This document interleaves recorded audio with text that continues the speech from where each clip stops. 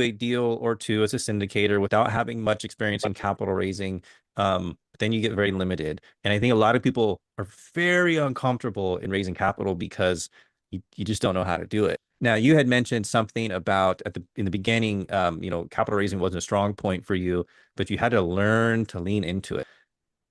What is, tell us about your early on experiences, where you're at now, and what would that roadmap look like for somebody to accomplish what you've been able to accomplish? Yeah, it doesn't happen overnight. I mean, some people are super successful raising money right away. I mean, I sucked at it. On my first deal, I just raised 100,000. Luckily, we only had $1 million raise, and my partners on the deal raised a bit more than me. Um, I hadn't, because I hadn't done any deals before, I wasn't nurturing an email list, and that's something that you have to do on a consistent basis. Share the lessons that you've learned, educate people, but work that email list, keep growing it. Welcome to the Stephen Lee Thomas Show, where we provide expert advice for real estate entrepreneurs. And I'm your host, Stephen Lee Thomas. And it wasn't that long ago that I was navigating the challenges of real estate investing, learning from my mistakes, and building the business I have today. I created this show to give you simple, actionable, step-by-step strategies to help you do the same. Each week, we bring you in-depth discussions with industry leaders and professionals who share their knowledge and practical tips. So sit back, take notes, and let's dive into today's episode. Welcome to the show. I'm your host, Stephen Lee Thomas, and today's guest has over $250 million in real estate they've acquired. They are a podcast host and a best-selling author of Best in Class, and they have a new book out, relatively new, I believe, and that is Invest Smart. I'd like to welcome to the show Gary Lipsky. How are you today, Gary? Good. Thanks for having me, Stephen. Absolutely. So actually, I see you've got Best in Class in the background there. But before we jump into that, can you give us a little bit of a background about your journey of how you got into the multifamily real estate space? Yeah, I've always been an entrepreneur, never really worked for anyone else. And I started getting the bug for real estate. I would say around 2000, I was looking for a house for me and my wife, and we were having a baby soon, and we had no money, we had debt, and so we bought a house, and looked at it as a value add. We wanted to be in an up and coming community, opened up the kitchen area, moved washer dryer around, and converted my garage into an office, and I was paying $725 of rent to help cover our mortgage from the business. Little did I know, like that was the start of my path. And so looking for the next house when my kids were getting a little older to, for good schools and whatnot, and then turning that into a rental, I was on my way. But not until I sold the business at the end of 2016 did I get into real estate full time, had some money to play with, and started investing a little bit as an LP in other people's deals. Gotcha. Okay. Um, uh, Interesting to hear your story because what was my catalyst for me to get into multifamily was my wife and I bought an old fixer-upper house. Um, Ended up living in it be while the construction was getting finished. My son was 3, my wife was pregnant. I was very busy in my corporate day job, and I was so over the trying to flip a house, and we were going to move out and rent it. Anyways, I found passive investing in multifamily along the way. So I was changing diapers and getting mailbox money, and I was like, "This is amazing." And then once my kids got a little bit older, and I was actually sleeping through the night, I'm like, I need to dig more into this, the active side of it. But I think that's a fantastic story there. So you mentioned you started as an LP. Now you currently live in California. Is that where you've been this whole time? Yeah, yeah. I grew up in New Jersey, but I've been out in LA, I think 27 years now. Okay. All right. So then talk to me a little bit more about the passive investing side. Did you start investing in California or were you investing someplace else? So, my first investment was coincidentally Tucson, where I've done most of my deals. And I made some mistakes as an investor. Luckily, I ended up doing okay, but I didn't do enough due diligence on the first guy I invested with. He had a meetup, um, and a nice following. And so that's why I actually wrote my second book, was because to share some of the mistakes that I've made. I was And gonna then ask. I think that second book probably aligns with this story very well. yeah, yeah, and so many people too. And I also along the way, I'd say more recently, but I invested in some ground up development, and my friends were in on the deal. Um, and I just followed them, and I didn't do my own due diligence. Was like, shame on me. I should have known as an operator myself to like just not follow my friends. There were some red flags in there, and the operator was way over his head. He had made some good money for a friend of mine in the past, but he had taken on way too much. It was out of his comfort zone, and COVID hit, and he just couldn't take a punch. And he sunk the deal, unfortunately. So I've paid my price on a couple of investments as an LP. Certainly, I've done pretty good on a few, but really focused on my own investments at this time because I know I'd rather bet on myself than anyone else. Yeah, I love that. I love that. Well, um, let's talk about your Invest Smart book. And you even mentioned the red flags. So it's Invest Smart Spotting Red Flags. Um, it sounds like a lot of that is really targeted towards, I'm going to say, the passive investors. But what are those red flags? I mean, help everybody that's going to be listening to this, help them avoid some bad deals. Yeah, so the first half of the book is focused on the sponsor, and the second half is on the deal. So with a sponsor, you want to make sure that they're really focused. I see a lot of new GPs. They're chasing too many markets, too many asset classes, and you can't get good if you're doing so many different things. We focus on a couple markets, one asset class, and that allows us to be experts in that. You want to make sure they have a track record. Um, have they had any capital calls or delay or deals that have gone under? Now, having a capital call isn't the end of the world, but and if you do enough deals, you're probably going to get at least one. But have them talk through, if they're painting a rosy picture for everything, they haven't done enough deals or they're lying. You know, everyone, if you've done enough deals, you've had at least one that you've taken a punch on and probably some. But how you've gotten up and how you've dealt with it, that's what an investor should, wants to hear about, because not every deal is a home run, and that's okay. No one Hmm, hmm. expects everyone to have, home runs every single time. We also talk about having skin in the game. Are they investing in these deals too? And I know in the beginning it's really hard. You you make your money on the sale, but if they have a lot of fees and they're not putting money in the deal, that's a red flag as well. Do you have like a checklist or anything that you recommend people build as they're getting into these deals? Yeah, you want data, like, for us, data. Like, we're always tracking deals that we look at in our pipeline and underwrite. And as an investor, you should do that too. You should track your investments. How are they doing? You should look at deals that you didn't invest in, because like anything, you need those reps. So you should be looking at a lot of different deals, and focus, like, also focus on a few different areas. Don't focus on all over the country, because as an investor too, like, you have to be um focused on a couple areas. If you're looking at all these different things, it's just going to be too much. You can't get good at that. So stay focused, and then as you get better and as you've been doing it for a while, then you can add more markets, more asset classes and whatnot. But certainly, just like a GP, as an LP, you should focus on a few different, focus, hone in on something, not on all different markets. I think that's really, really, really great advice. And as you're saying that, I'm thinking to myself, there's Dallas Fort Worth is the market I'm most familiar with. Um, and you get outside of that. I mean, I've looked at Houston.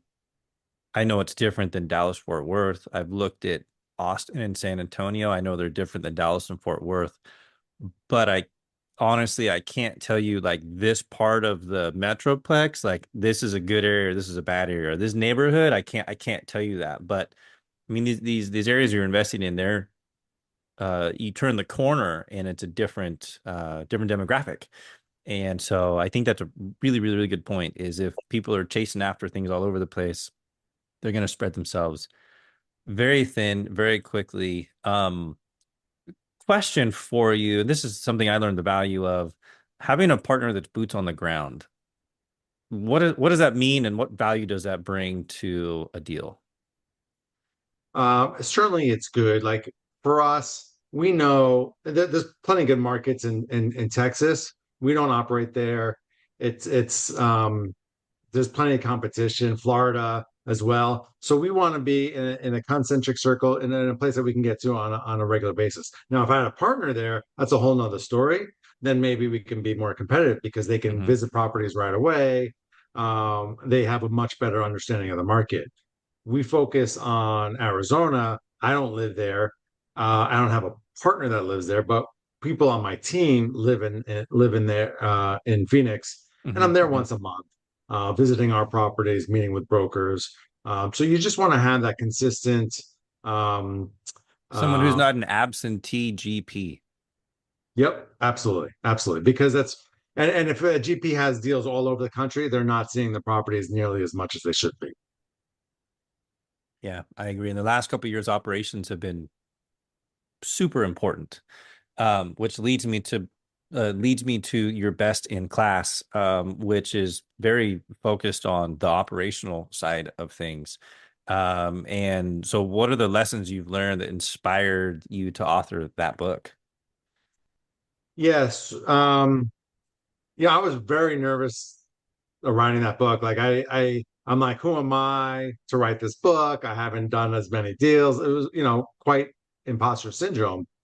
But finally, I came at it as from a mindset of, okay, this is going to be a great learning opportunity for me because I'm putting it on paper. So we just shared all the things that we were doing, um, from takeover all the way through disposition and put it on paper.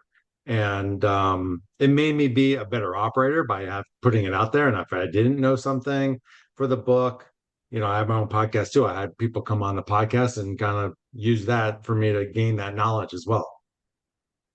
What is if there's one thing you want someone to take away from that book, what is it?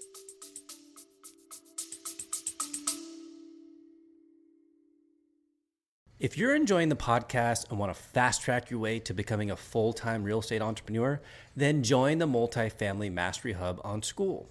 You'll get access to our educational course library, live trainings, live interviews, and a community dedicated to helping you succeed.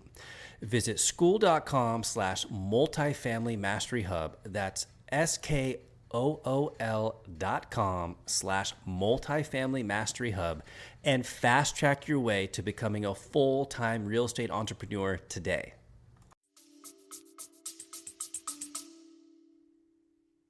It doesn't take a genius. Anyone can do it, but you've got to be consistent, you've got to be persistent, and you've got to track the data. So I gave you three things. Sorry. Okay, all right. I appreciate that. Overachieving. I love it. The role of the property management company in asset management versus the role of the GP in asset management. Explain that to me. Yeah, the property management company is huge, but if you're not managing them, they're only going to deliver as much as you manage them. And I'm not saying micromanage them, but you've got to have like ownership thinking from them because them going the extra mile, it could be millions of dollars in the investor's pocket because the difference between 90% occupied and 94% occupied is just it's all profit. It's not like your expenses really go up. You already have the people there.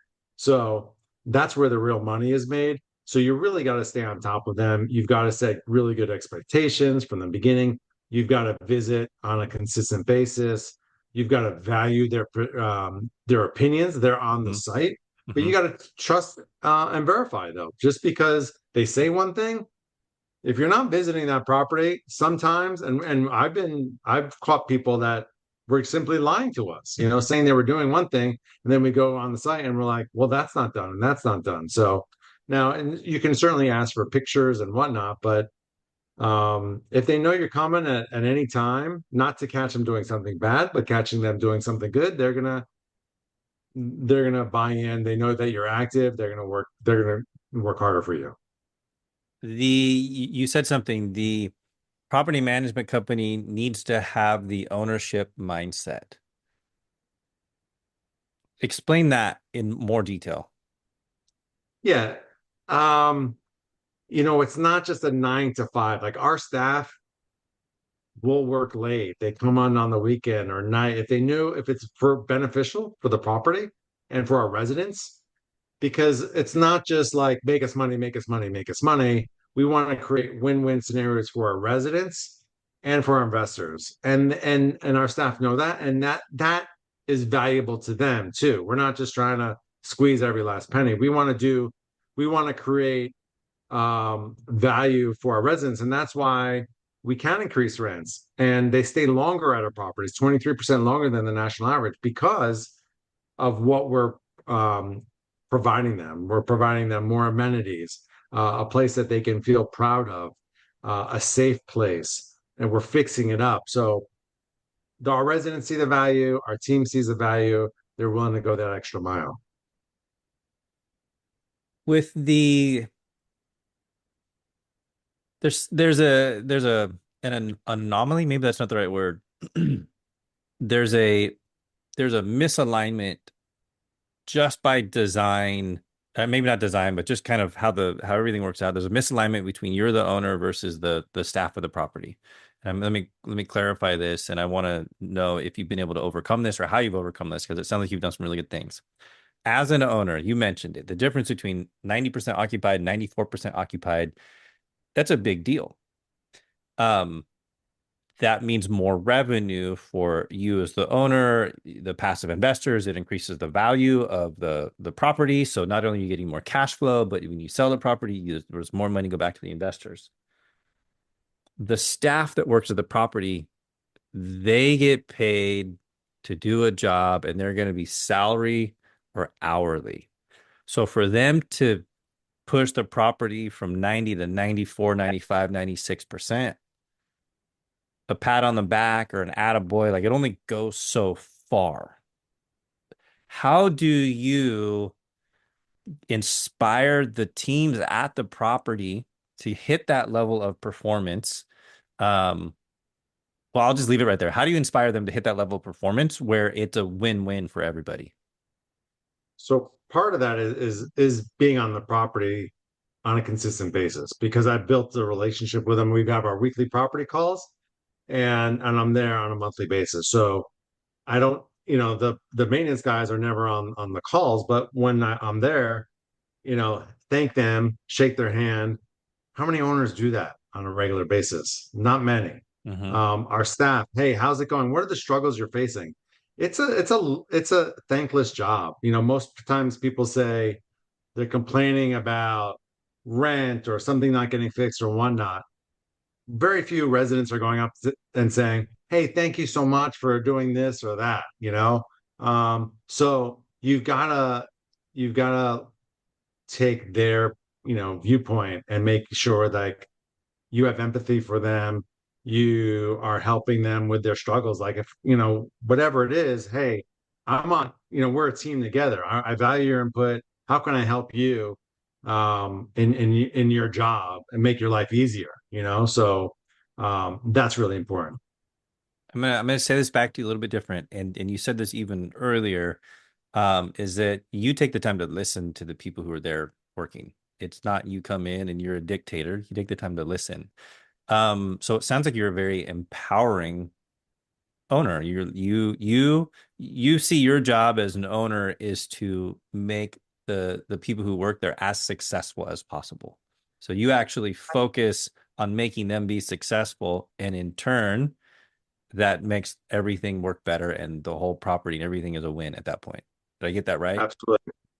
So on Monday, it hurt because I had to say goodbye to a property manager. She's been with me 3 years. She started as an assistant property manager. Then she went to one of my smaller sites and was a property manager. Then she went to a bigger site and got, so she's moved up a couple times. And she was managing my 199 unit property for a while.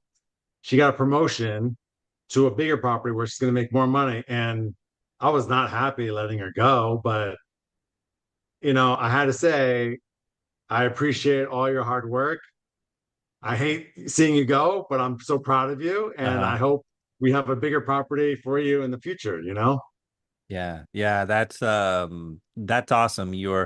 You're selfishly like, oh, I don't want you to go because you're doing so great, but it's the right thing for you to do. Like this is the opportunity that is right for you at this moment. That shows the signs of a great leader at that point. So kudos. I think anybody who gets to work with you and gets to see that from you, that's a pretty cool inspiring leader from you. So I appreciate you doing that. Um, Now I want to move in a little bit different direction. We talked about investing in deals and your second book and how really to vet the deal and the partners. Super important. You've got a deal and you own it. Like how do you hone in on the asset management? And in my opinion, that's where like a lot of the real work is. I mean, it's exciting to go find a deal and close it, and but I think the real work is in the asset management and owning the property, because if you can't execute the business plan, then it's all for nothing. Um, so the other area that I'd like to speak about, and we chatted about this a little bit before the show, um, is capital raising. And you can get into a deal or two as a syndicator without having much experience in capital raising. But then you get very limited. And I think a lot of people are very uncomfortable in raising capital because you just don't know how to do it. And, I talk to a lot of people about it and they're like, I don't want to be salesy. I don't want to be a sale, I just don't want to come across that way. Now, you had mentioned something about in the beginning, capital raising wasn't a strong point for you, but you had to learn to lean into it. What is, tell us about your early on experiences, where you're at now, and what would that roadmap look like for somebody to accomplish what you've been able to accomplish? Yeah, it doesn't happen overnight. I mean, some people are super successful raising money right away. I mean, I sucked at it. On my first deal, I just raised 100,000. Luckily we only had $1 million raise, and my partners on the deal raised a bit more than me. Um, I hadn't, because I hadn't done any deals before, I wasn't nurturing an email list, like, and that's something that you have to do on a consistent basis. Share the lessons that you've learned, educate people, but work that email list, keep growing it. On a consistent basis. If you're not nurturing, they're not going to be ready when you have a deal. And then just talk about what you're doing. I don't, I play volleyball, I play basketball, and it's not like I'm not pitching anyone, but eventually I'm the guy that they could talk about real estate with. And so when someone's interested, they just let me know and say, hey, what when you have a next deal, let me know. And maybe they come in on the third deal that I do, or the fifth deal, or the ninth deal. It's a long game. So play the long game. When investors are making money on your deals, when you're delivering, it just they'll invest that money next time. They'll bring a friend typically. It just Hmm. grows organically. We do a lot of different things, but the best way really is delivering good deals and referrals from that. That's the best way because those referrals are just ready to come in. They trust you. They've heard from a friend. Certainly, we want them to do their own due diligence as well. I mean that's what the book is about. Just because a friend's in a deal doesn't mean you shouldn't do your own due diligence. But that is the best way to grow it over time. And I think for a lot of people, they've gotten burned being a middleman. And if you're just a capital raiser and not part of the syndication team, the Hmm. operation team, it's you really got to know the deal. You really got to underwrite. And I've had people that have done a good job that I was like, oh, that was really impressive. You really done a thorough um, due diligence on me. And some people, just completely trusted me, which I appreciate, but they should do more due diligence on me if they're gonna partner with me. The first conversation somebody has in trying to raise capital, if you were going to coach somebody through that, what would you tell them that conversation should look like? And people have heard this time and time again. All you can do is share the opportunity. You can't sell. And so if it's not right for them, then they're missing out, and so be it. But all you can do is share the opportunity.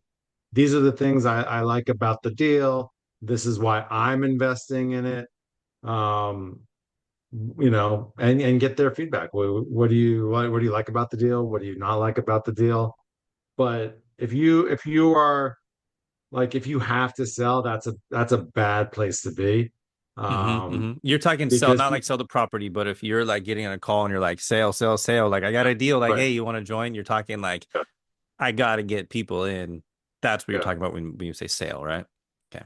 exactly. Just educate and the people that want us will get in. Don't oversell. We love to under promise and over deliver. That's a great place to be in because that's what investors want. If you're overselling, and I've seen it happen right in front of my face, I've seen other people do that. Um, it's just hard to deliver on that, and investors are going to be disappointed. So you're much better off under promising and over delivering.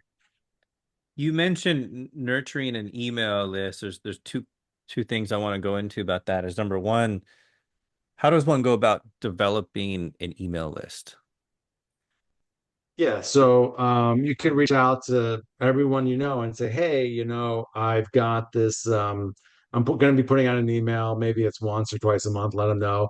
Would you like to see my deals and any education? Let them opt Mhm. in, and put it on your website for people to opt in. Um, you want to keep bringing people in to that email list. And they could be on for 5 years and not invest, but maybe they tell a friend like, hey, I've never invested with them, but maybe you might be interested in. People are always watching. Like, we have a pretty big email list, and only a fraction invest, but when that person's ready, and maybe they never will be. Mhm. But I've got enough people on that email list to fill up a deal. So your social media might be part of it, where you have to get over the this is weird and uncomfortable and awkward for me to put some of the stuff on social media. But put it out there. I love what you say. Don't oversell it. Just talk about it. Talk about what you're doing and what your role is there. And I couldn't agree with you more. People watch you. They might not like your posts. They might not comment on them, but there'll be people I haven't seen in years that I'm friends with somewhere on social media, and I see them and they're like, hey, how's your real estate stuff going? And then all of a sudden it opens a door for a conversation. So I totally agree with you there. So you And go ahead. one Go ahead. thing, I was that kid when you called on me in class, I would turn beet red. Like I would like, oh my God, like I was so fearful. And so over time, I've just gotten better at it. I mean, I pushed myself to get out of my comfort zone out of necessity. So just because you tell yourself you're not good at it or you don't like it, I've been there. But over time, you get a little bit better and a little bit more comfortable. And so you don't have to be a superstar at it from the beginning or ever. Like I wouldn't ever say I'm a superstar at it, but I've gotten better over time, and the more reps I have, I just get better and better at it, more comfortable.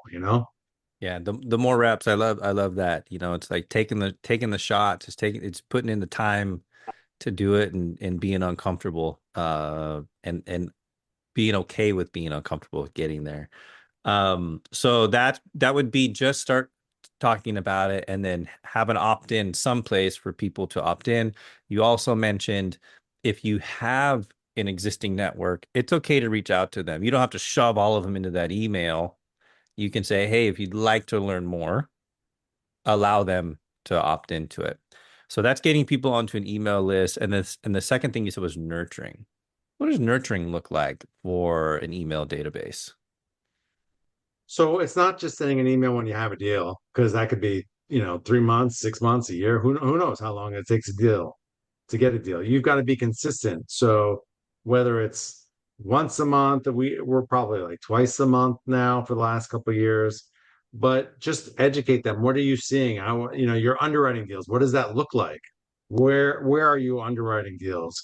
Tell me about the cities that you're focused on or the types of deals. All you're doing is providing education. You go to a conference. What did you learn? Um, those are the stuff, because there's always someone that's a level or two below you that wants to learn. So just share your experiences, and because you could want to stay top of mind. It's not, hey, I got a deal. And I know some people that do that. They're like, oh, I just pick up my phone and call 20 people and I get some big checks when I have a deal. And I'm like, dang, that's got to be really hard.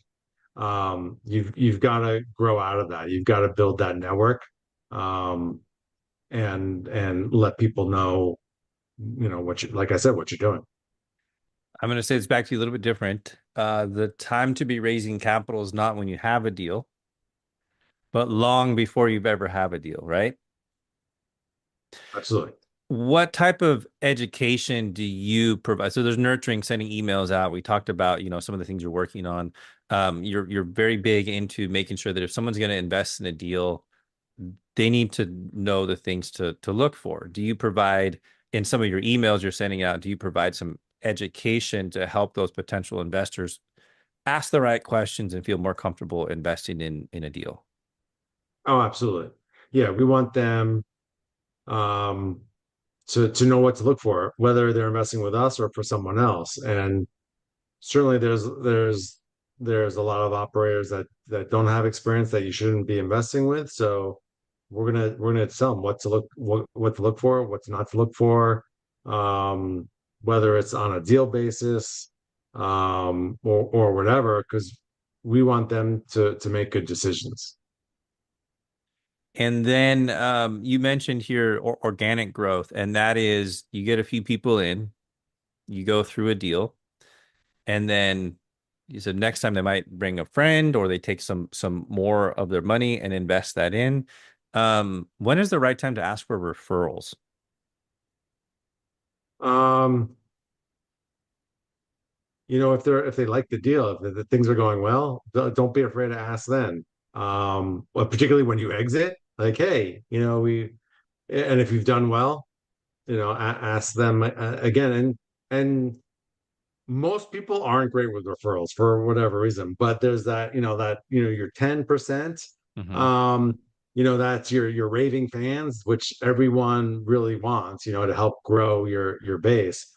Those are the ones that can bring people. Like a guy I played basketball with, he brought in a friend. I'm like, who just signed paperwork on our portal with, like, and is investing a lot of money? And they're like, oh, he knows so and so. I'm like, dang. So, like, I'm gonna take him out for a nice dinner. Thank you for the Okay. referral. Like, take care of that.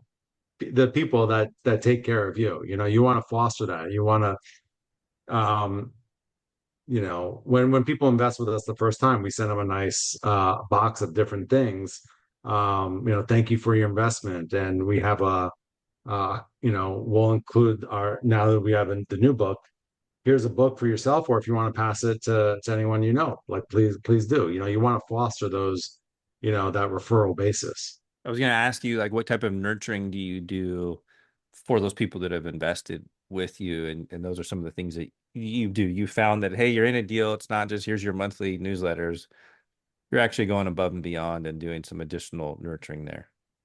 Yeah, I would say we've been hit and miss, quite honestly.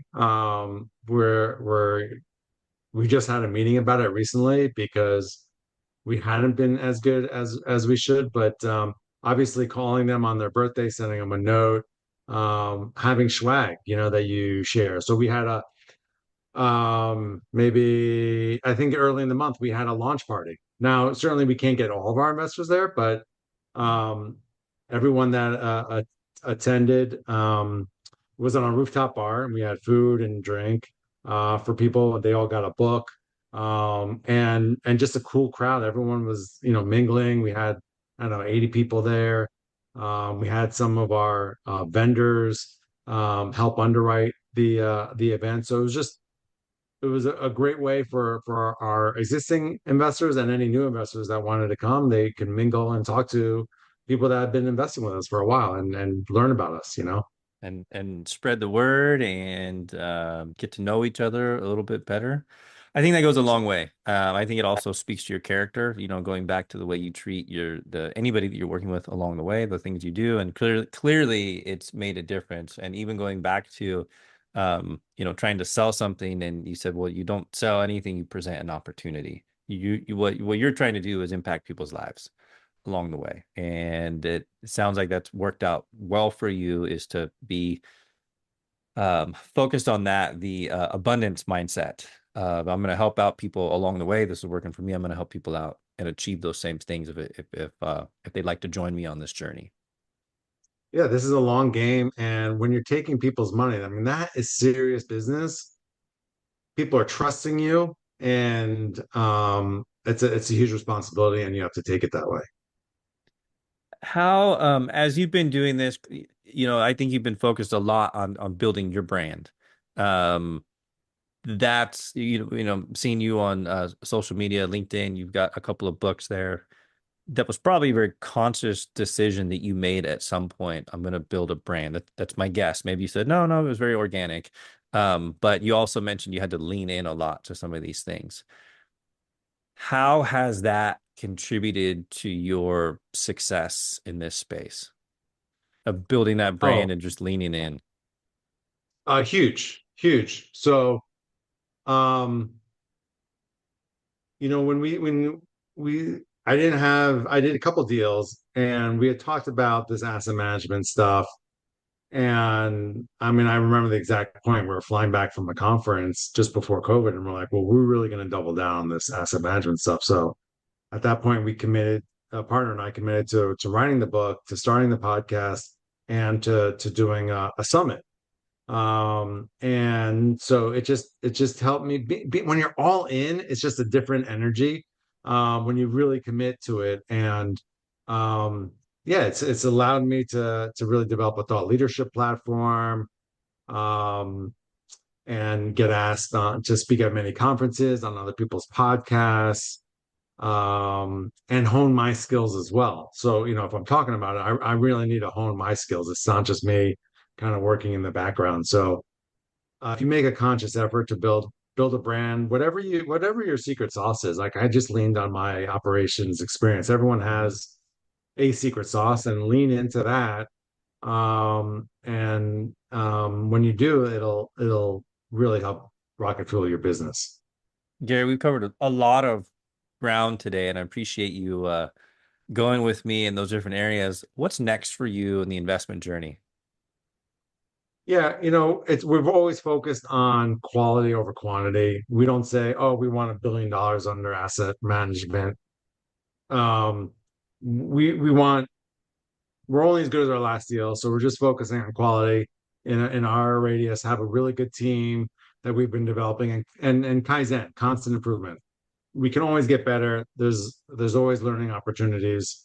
What can we do to maximize our NOI, to provide a better product for our residents, to provide a better experience for our investors? That's what we're focused on, and this will allow the growth will come from that. Once again, I appreciate you taking the time to join me today. If somebody wants to learn more about you or connect with you, what's the best way for them to do that? Yeah, you can go to breakofdaycapital.com. On there, you could get our books, where they're also on Amazon. You could sign up for our newsletter. You've got our social media links and our podcast. So everything's on there, and I'm happy to connect. Awesome. Gary, thank you so much. Again, I really appreciate it. Have a great day. Thanks for tuning in to the Stephen Lee Thomas Show today. And if you found value in today's episode, then I have a favor to ask you. Please share it with friends, family, and anyone who might benefit from the insights we shared today. Also, don't forget to subscribe and leave a review if you enjoyed the show. And if you aren't already part of our school community, then head on over to school.com/multifamily mastery hub and join today. And again, thanks for tuning in, and I look forward to connecting with you in our school community.